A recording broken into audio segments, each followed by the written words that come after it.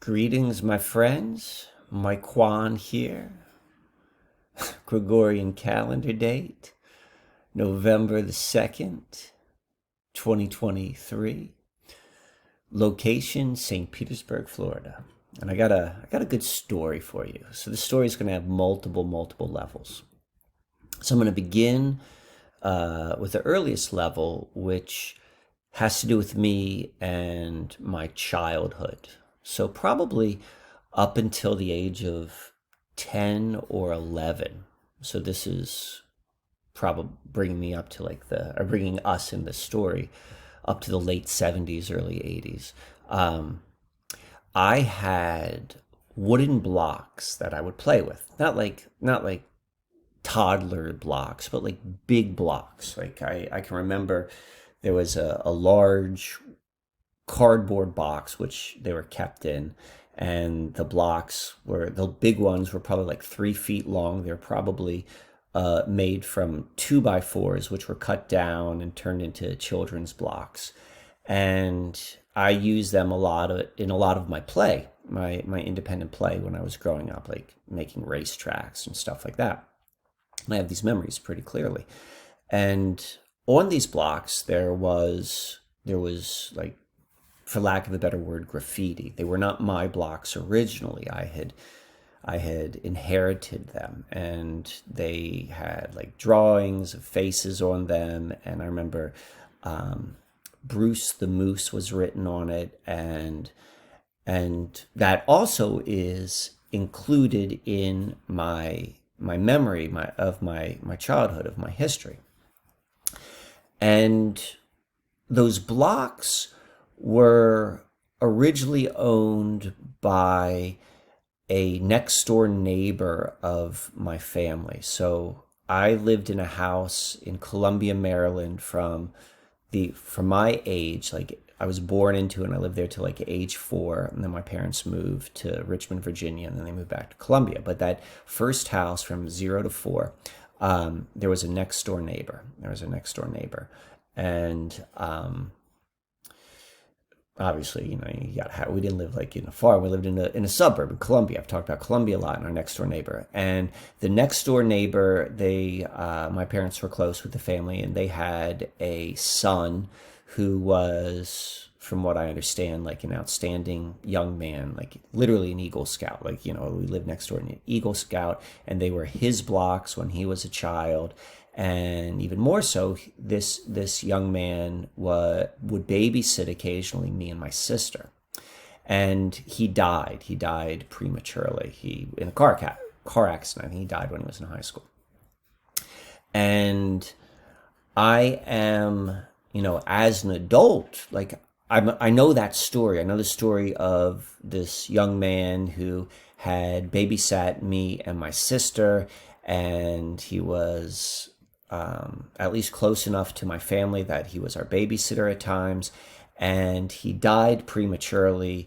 And I've often wondered, I was like, and those were his blocks, and that I played with as a child, and I had some type of connection to those blocks and to him through those blocks. So I've been aware of this just in the background of my mind, and just curious, what exactly is that? Like, what was that influence? Did that influence me as a child, or as a child, that impact, did that influence me becoming an adult? Those sort of questions, and I wouldn't say that I've put any deep time into that analysis, but I'm aware of, my inner world and my thoughts, and I know that's been there.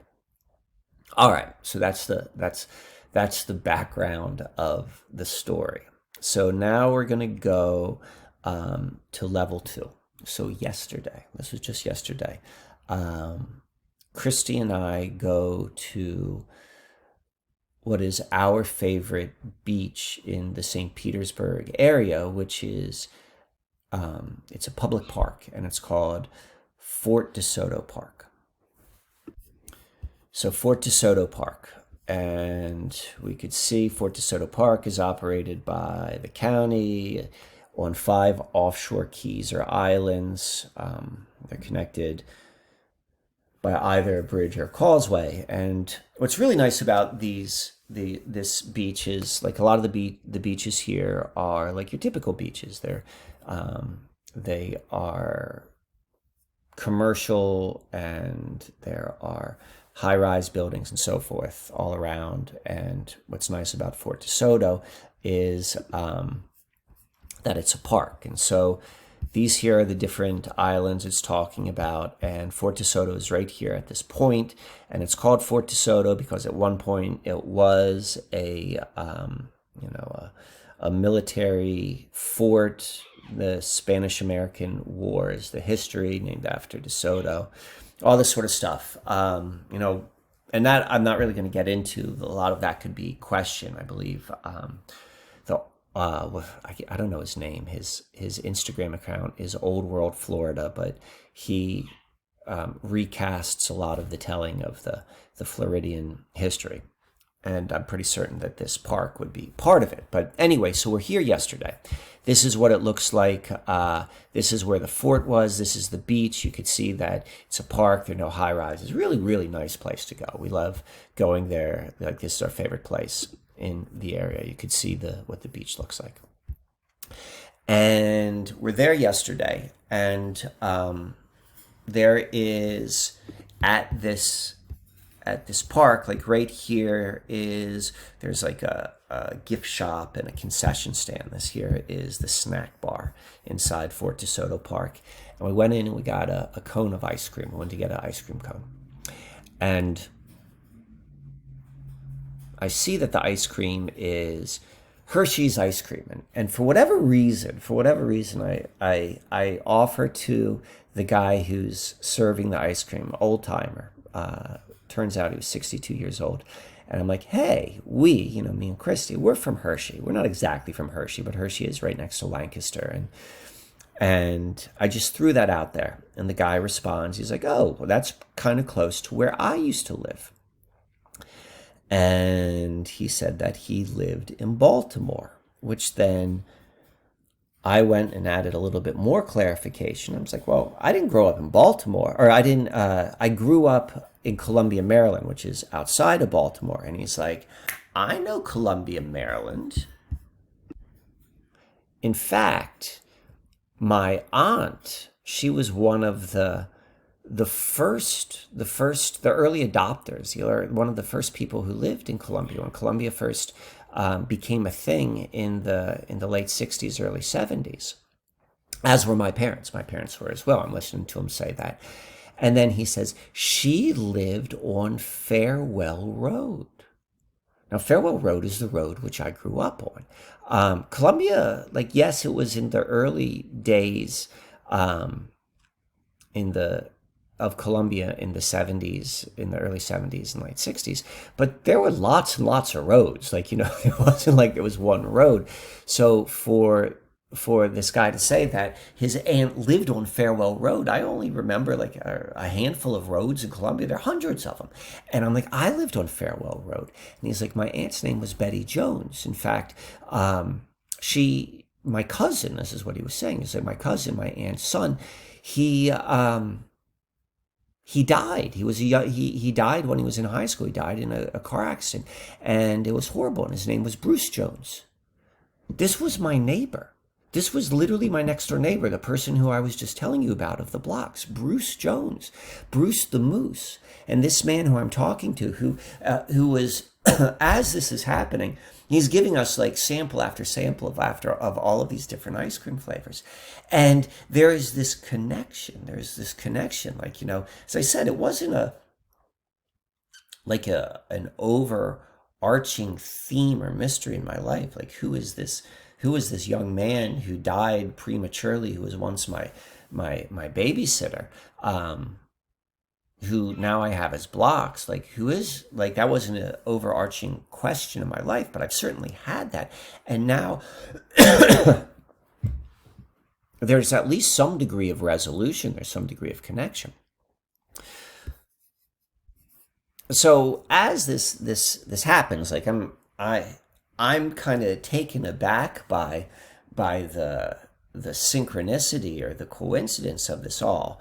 And this is my sister. This is just a screenshot of the text of me telling her what happened. So I'm at the Fort Desoto ice cream stand. This is me writing to my sister Jamie. She's in England right now. That's why I'm house sitting for her.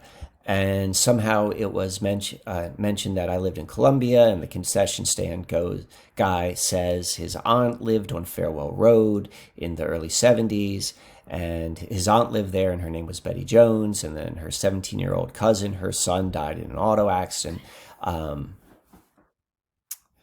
So I'm telling that story to my sister, and I knew this was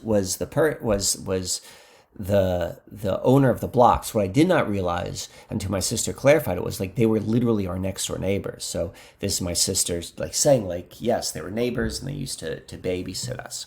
So all of that happened yesterday. So now let's take this story a little bit deeper.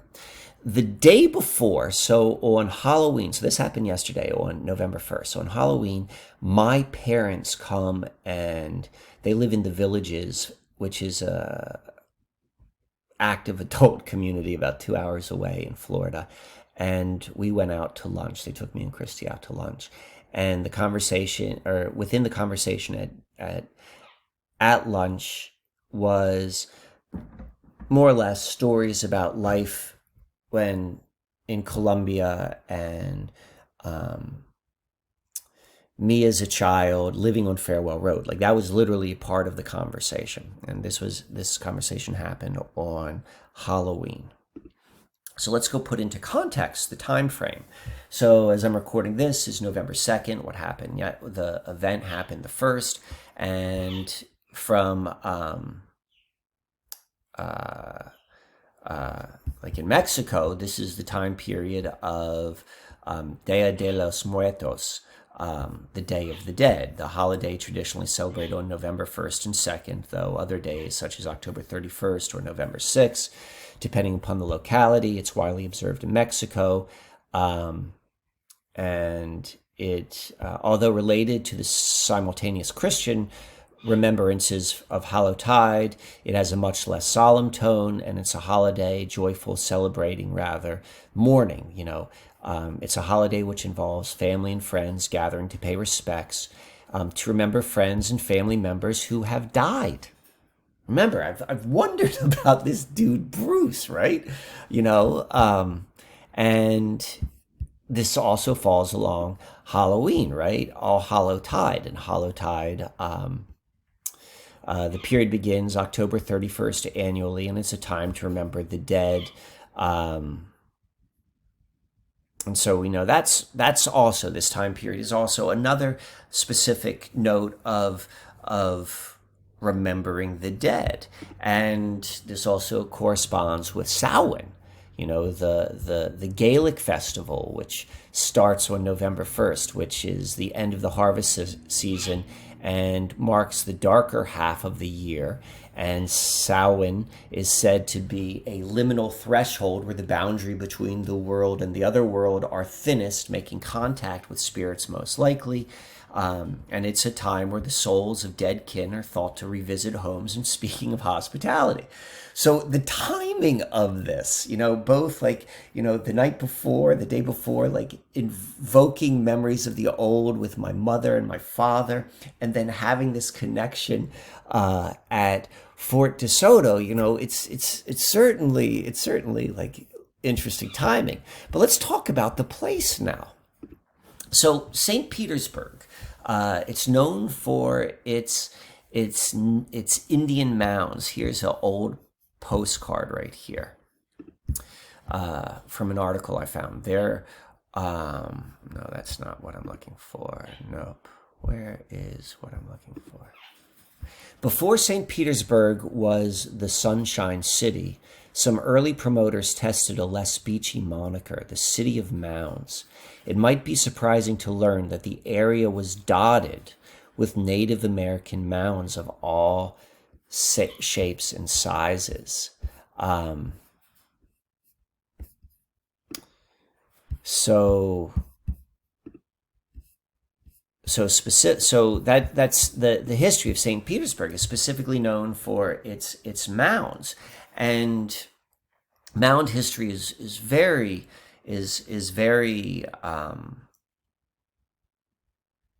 significant. It's significant in two ways. Like mounds are both a more natural way of geomancy, or influencing, directing, and I use this word with quotation marks around it, manipulating earth energy. So in the same way that acupuncture or acupressure are manipulations of energies within the human body, geomancy through mound work is said to be other ways of influencing and manipulating earth energies.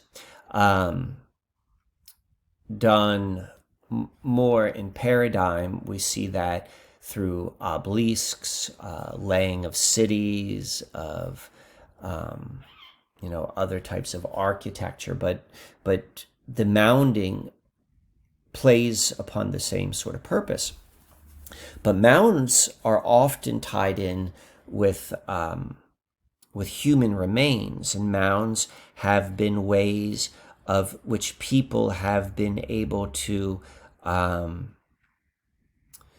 through the physicality of like human bodies, of connecting groups of people with specific places of land by putting into the land the physical remains and all that is, into the energy manipulations. There was a deepening connection between the people who lived upon the land and the land itself.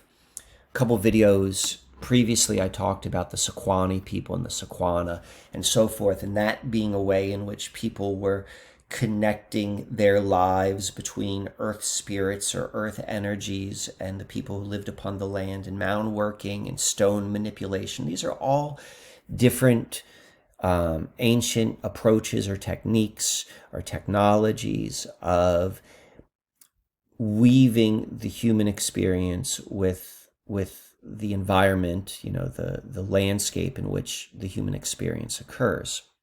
And St. Petersburg is a particularly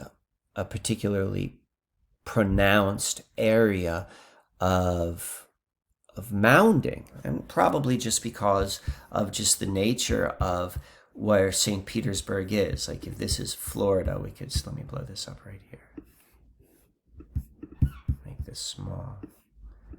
So this here is Florida, and this is where St. Petersburg is, and it's right at the mouth of Tampa Bay. And Tampa Bay is a sizable natural harbor on the west coast, the softer coast of Florida, in the Gulf of Mexico, as opposed to the Atlantic. And this would be a very prominent and strategic and prevalent area, for any civilization or culture to live. And here we see this is Tampa Bay, and this is the entrance into Tampa Bay. This is where St. Petersburg is versus the city of Tampa. St. Petersburg is in a really, this is in an influential and protected area. Like if there's ever like storm surge or anything that were to go up into the bay, it's going to go up here to the east, and this area on the western side of the bay is going to be a little bit more gentle, more protected. This is St. Petersburg. This is where we see all of the mounds, and this right here is where Fort Desoto Park is. In fact, Fort Desoto Park is this point right here, this most southern point of this chain of islands. And so this chain of islands is Tierra Verde, and it's an incorporated portion of Pinellas County. But it once consisted of 15 islands and was used for centuries for ceremonial burial grounds. So this area where Fort Desoto is the pinnacle, it's the peak of it, right? Like this here is all of these islands, which was talked about, and then this is Fort Desoto, which is the peak of it, the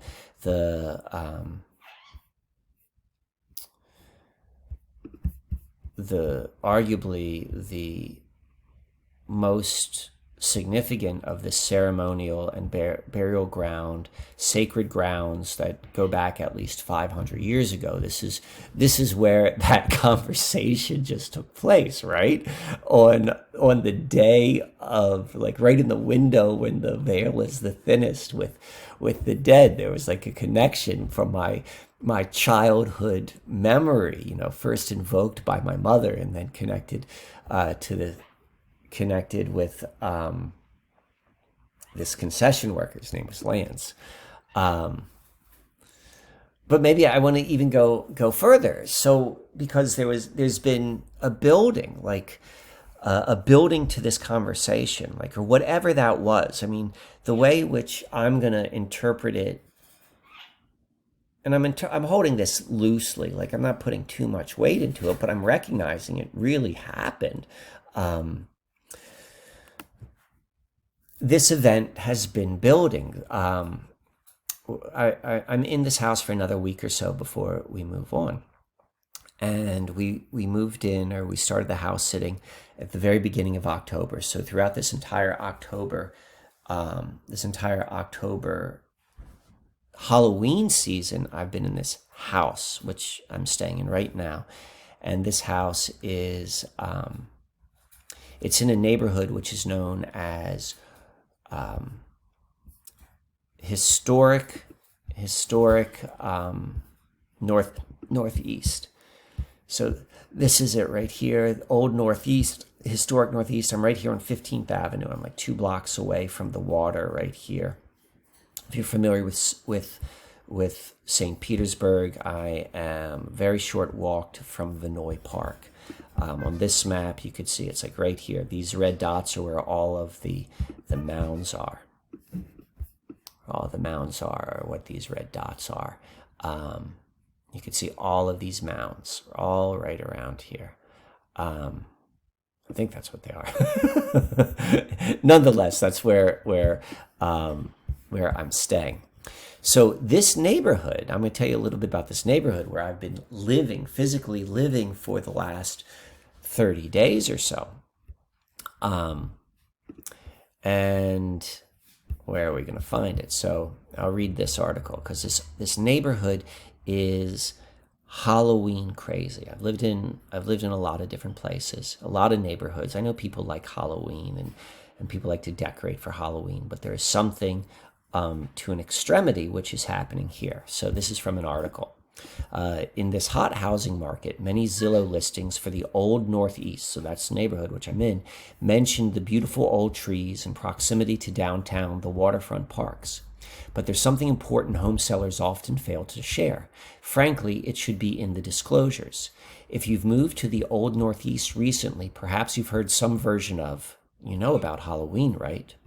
Like it or not, in one, Halloween is part of your life now, and you have 3 choices. You can embrace it and turn your home into a haunted mansion, pirate ship, or spooky orphanage. You can turn the lights off and hide, or you can leave town. So here's another article. Trick-or-treating is special in St. Petersburg historic Northeast.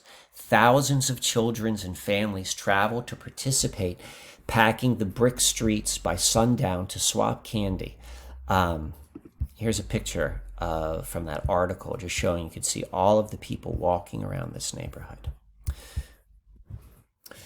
So let me explain what's happening. So this is a neighborhood. I showed you where it was. It's in this area of St. Petersburg, like a really, really like desirable, affluent, nice neighborhood. It's called historic Northeast because it's historic. Many of the homes were built in the early 1900s, and they're beautiful. They're very well maintained.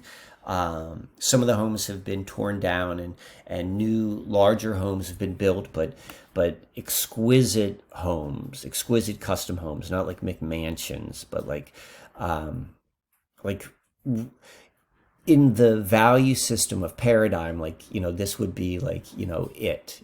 And if you live in this neighborhood, you are one. You meet all of the values of our of paradigm. So our paradigm values homes almost above everything else. Like the house is very, very important. The beautiful home and home values and real estate and all of that is like arguably at the peak of our value system.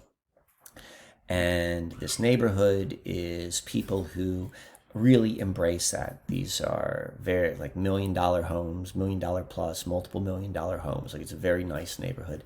The houses are beautiful, like as far as architecture goes. Like I mean, these houses are great. They're very well maintained. The yards are maintained. The look and feel of it's very reminiscent of, to me, like Beverly Hills or Bel Air, if you know what that architecture looks like, if you know what that kind of is like, kind of has that feel. So these are all people who really value like aesthetics, and they value like beauty, and maybe for a little bit, I mean, this is an assumption, maybe a little bit of privacy, but this Halloween thing that happens here in Old Northeast is seemingly out of alignment with that what I just described, because what I've seen here this month living here is like the way that Halloween has been embraced and the way that homes have been decorated, and not just like, you know, like kind of like cute kitschy sort of like Halloween decorations. I'm talking like really, really well done, gruesome, macabre, zombies, like this type of imagery is all throughout these houses, which are really beautiful pieces of architecture, then have this really beautiful, well done, Disneyland-esque death symbols all over it.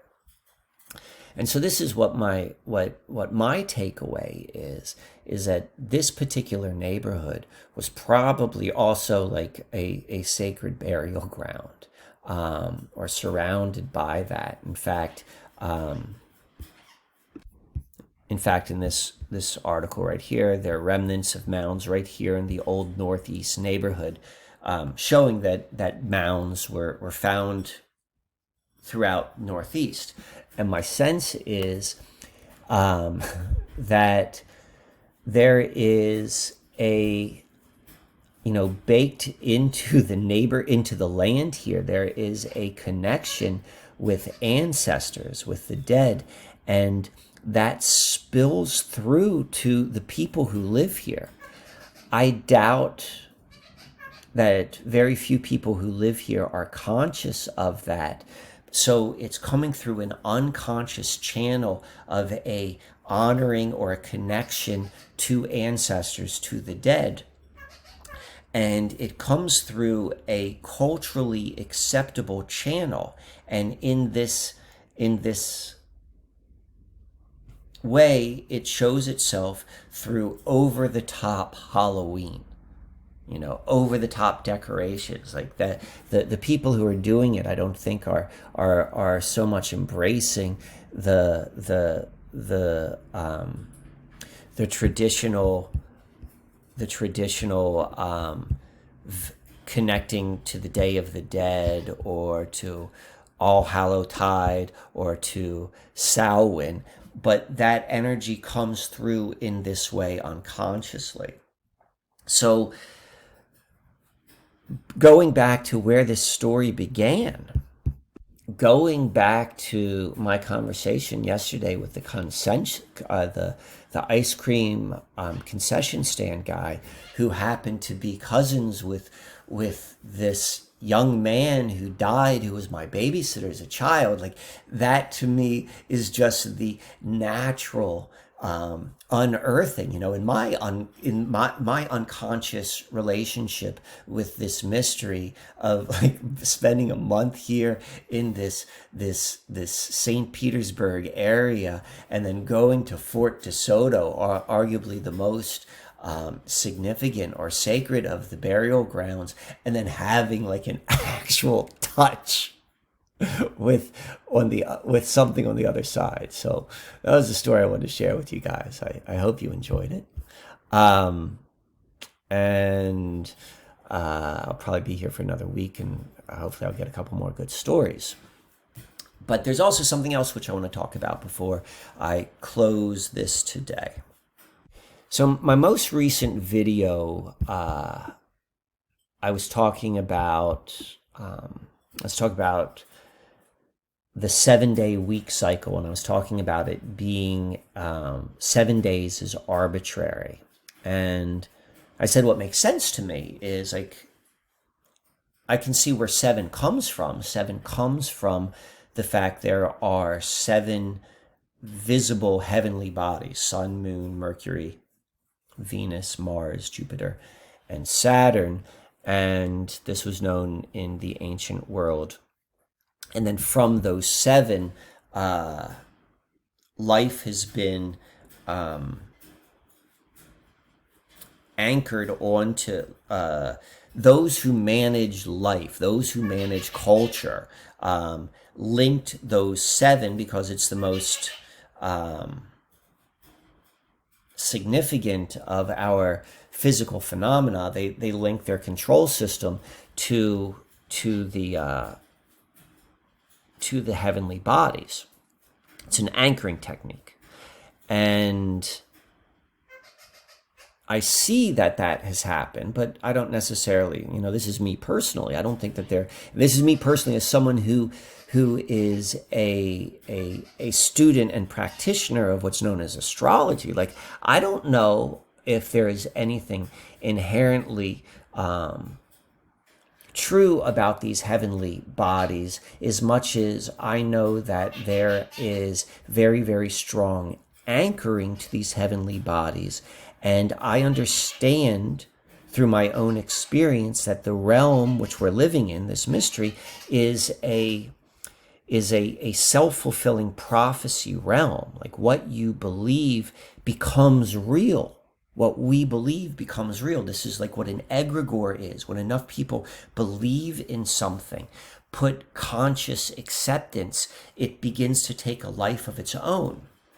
And it is my opinion that the true mystery of the heavens and our natural world has been usurped by controllers or writers of paradigm to get the masses to put all of their consciousness into an understanding of reality which supports a particular system, so that system becomes real. And then that system is how people live, for better or for worse. There's some systems that are, I suppose, better than other systems, but that is the nature of reality. It's not what the systems are per se, as much as what it is that people believe. And then those systems, the more people believe, subscribe, and adhere to whatever that system is, it becomes reality.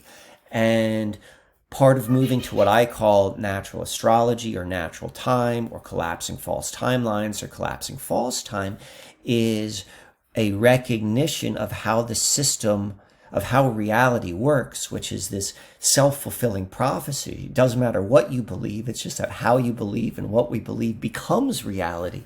That by adhering to those rules and poking holes through the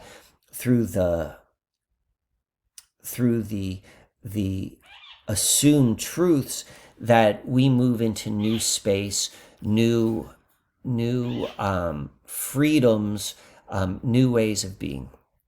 So that's kind of my approach to the mystery of life, I guess. In a really big fucking nutshell. So anyway, so James Kaplan, he responded to my YouTube video. This says 5 days ago. I think I cut this out yesterday, so I put that out a week ago. And he put a really thoughtful response. And I usually don't respond to anything. And the reason I don't respond is because that's a slippery slope for me. I found it difficult for me to, like, if I'm going to be engaged, like I get really, really engaged, and it's hard for me to stop that engagement, and I don't like where it brings me. So I've often found it easier to not get engaged at all, so that I don't go down that slippery path. But I usually read everything that is written. And James Kaplan wrote a response. He wrote a response to what I said, and it was a thoughtful response, and I'm grateful that he did that. And I want to respond to his response. And he basically goes and he's explaining to what I said about the arbitrary nature of the 7 days a week. And he says, planetary hours are an ancient astrological system for choosing favorable times to act and avoiding unfavorable times, based upon which planet rules each hour of the day. Planetary rules are assigned to a 24 hours day in each days of the week. And planetary hours are used so alchemy and magical operations such as charging talisman and electional astrology. Then he goes and he says, the first impulse of the planetary energy received on Earth is from Saturn on Saturday, and then the second one is from the energy of Jupiter, and the third is from Mars, and this continues until the seventh impulse from the energy of the moon. So this is describing the energies then are coming. If it starts with Saturn, Saturn is said to be the furthest away from us, and then it goes to Jupiter, the second furthest, and then the last energy that hits Earth is going to be the moon, which is said to be the closest. And then the cycle of 7 continually repeats itself with a new impulse of Saturn energy, and then the cycle of 7 is reproduced on each day of the week. On Sunday, the first impulse is received from the energy of the sun. So I wanted to respond to that. So I think that this is probably like there can be an effective means, like this works. But I don't think this is true. I don't think this is functionally true. I think this is a paradigm. This is, in effect, the it's the same thing as tax code in our system. Like if you were to go to like a tax attorney or like a really sophisticated CPA with your sophisticated financial situation for the purpose of reducing your tax liability, and someone who's very, very knowledgeable of tax code is able to look at how your financial situation is, and there's like, well, if you do this and if you set this up and if you go through all of these loopholes, well, then you're going to be able to get this benefit, which is a reduction in tax liability. Like all of that is truthful. All of that is actual. Like it works. But it only works within our paradigm, within our tax code system, within our financial system. And if you were to apply that logic in another culture or another time, which isn't part of our tax system, like it's like, well, what is this? This doesn't make sense. This is no value. This planetary system, like it works because we've been given by a priest class, like a way of seeing our reality, an unfolding of reality tied into, and this is a good thing to tie it into. And I'm not necessarily saying this is a bad thing. I'm just saying it's a thing. It's tied into an understanding of the heavenly bodies in this like orderly way. Why is the day Saturday? Like it's only Saturday because we all agree it's Saturday, and we've started this 7-day cycle. Like there isn't a way of being able to internalize objectively, like, I can feel the energies, and today is Saturn Day. Like if everyone were to be unconscious for an unknown period of time, and then we're all wake up at the same time and we're trying to figure out, well, what day of the week is it? Is everyone going to agree that what they subjectively feel inside is Saturn or Saturday or like Moon Day, Monday? Like, I just don't think that's true. I think it's just those who are in charge, like they set that rhythm, they define it, and then they get everyone on the same page. And as long as everyone is following on the same rhythm, well, then, we can build something from it. And these techniques right here, they probably work. And what I mean by that is like what would be a favorable time to act and what would be an unfavorable time to act. Um, you know, it starts maybe becoming self-fulfilling prophecy. Um, so this is my thought on things like this. Like I don't believe that this is objectively true, but I am not doubting that this would work. My personal interest is being able to step outside of the systems, to still being able to interact with the mystery of what heavenly bodies are and the mysteries of the known movements of the realm we live in, of our natural world, of seasons, of the changing of how much light we see in a sunrise to sunrise period. Like, I think there is something of great significance of putting our minds to it. But when we are linking those occurrences to the interactions of being alive within paradigm value systems, whether that be tax code or whether that being like, when should I charge my talisman? You are living your life within the realm of paradigm. And for multiple reasons, my interest here is being able to step outside of the context of paradigm to be able to see reality as it is, but then to still be able to interact with paradigm, to be in it and not of it. So I included in this section, just as an example, like, the Tzolk'in. The Tzolk'in is the 260-day sacred calendar of the Mayan calendar system. And these 260 days are based upon 20 solar days and 13 lunar counts. And each one of these days has a different quality to it. And the quality of each day also has an astronomical or an astrological sort of reference as well. And by living and knowing that natural rhythm of these 20-day cycles and 13-day cycles and 260-day cycles and how that ties up into like a 52-year cycle and all this sort of stuff, peoples who follow this particular system and they are on that page, and those pages aren't the same pages as the 7-day work week of what we just talked about here, but it is another defined astronomical solar base. Like, these are the 20 impulses, and on this particular day this is the energy, and on this day we do these types of behaviors. Like, it's the same idea. And the reason why people follow it is, to a certain degree, it works, it's effective. And it is in contradiction with what we just saw with the 7-day with the 7-day planetary system. They're not the same, yet they still work. Well, why is that? Because it is a self-fulfilling prophecy realm.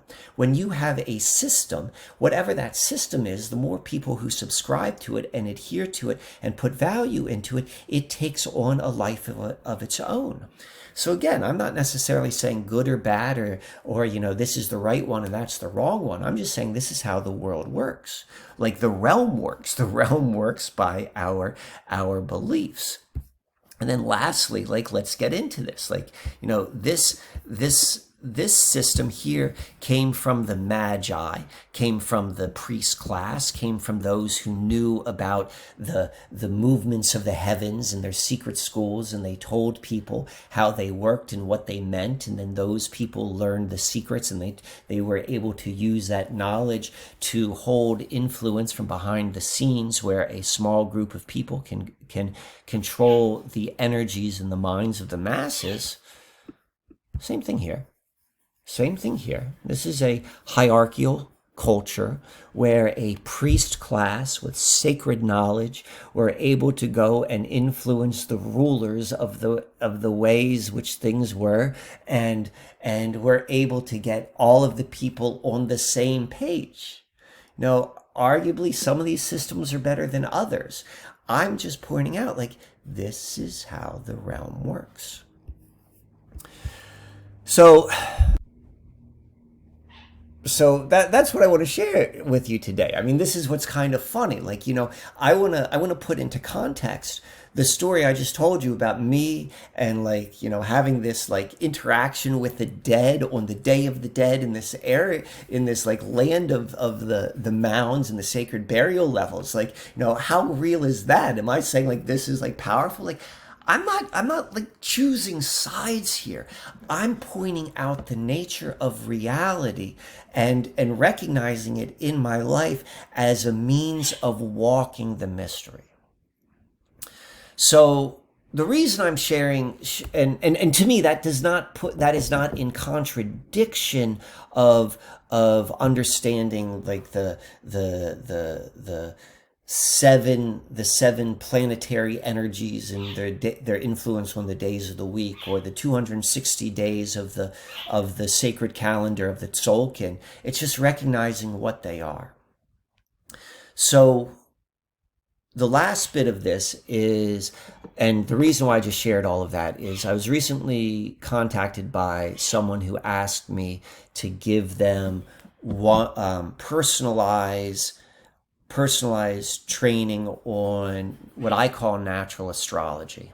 What natural astrology is astrology as it is, and not astrology as what it means. So that is like being able to know and objectively recognize, like, what all of these astrological things are. What literally is a natal chart or a birth chart, and what are the houses, not what does the first house mean, but where is the first house, so that you can understand the knowable objective pieces of all of these systems, but then without necessarily giving a limitation of what they mean through Babylonian mythology.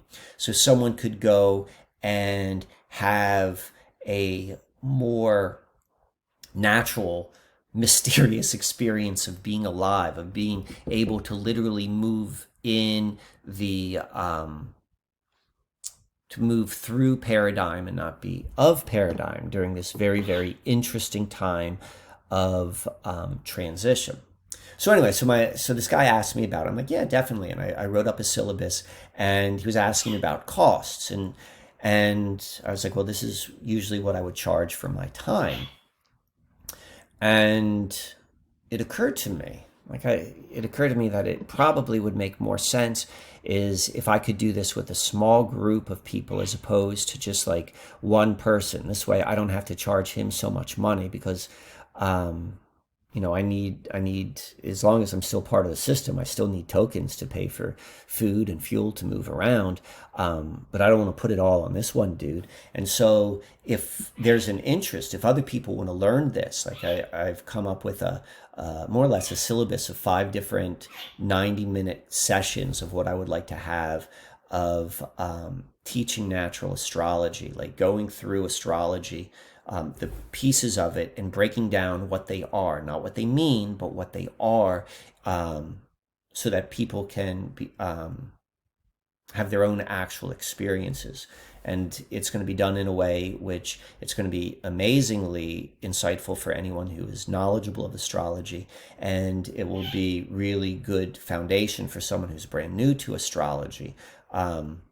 This is what I would like to do. So my question is, if this is something, if you're watching this and you're interested in the details of understanding deeper what natural astrology is, what natural time is, and if you want to participate in a small group, send me an email, let me know, and based upon that number, I can figure out what would be something that makes sense, where we can all do this and get value out of it. So that's it. This is Mike Wan. Follow up with me if this is something you want to be involved with, and if not, thank you for your time, for your attention, your patience, and we'll see where this unfolds.